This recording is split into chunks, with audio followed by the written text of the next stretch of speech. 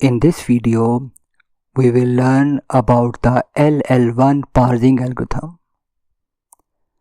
The first L means that we scan the input from left to right. The second L means that we generate a leftmost derivation of the input string.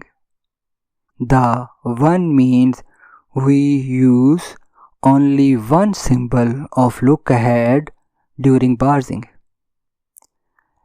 LL1 is a top-down parsing method.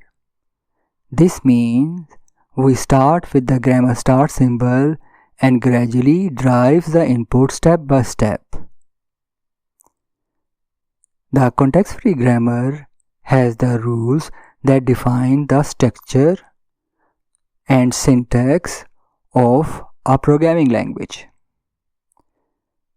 Top-down parsing is different from bottom-up parsing, where we start with the input and work backward to the start symbol of the grammar. In this video, we will use an example grammar and its first and follow sets to create an LL1 parsing table.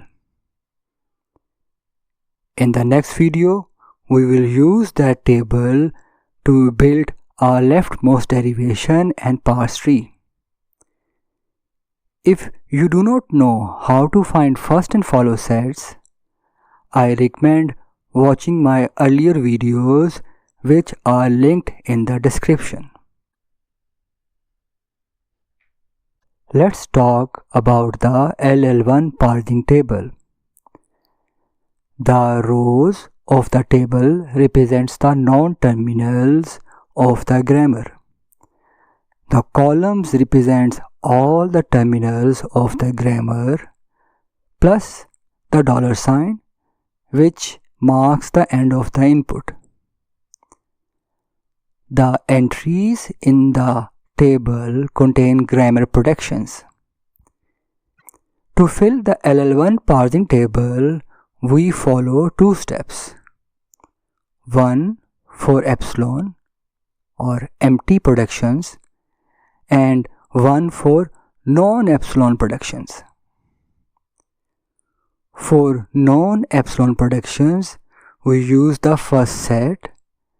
For each production, we look at the first set of the symbols on the right hand side of the production.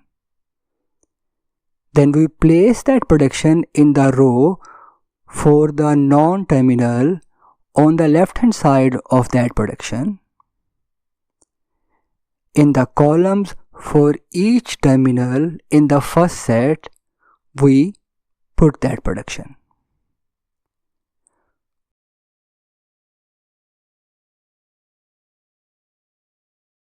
For epsilon production, we use the follow set of non-terminals on the left hand side. This means we place the epsilon production in the columns for the terminals in the follow set of that non-terminal. By following these steps for all the productions, we complete the LL1 parsing table.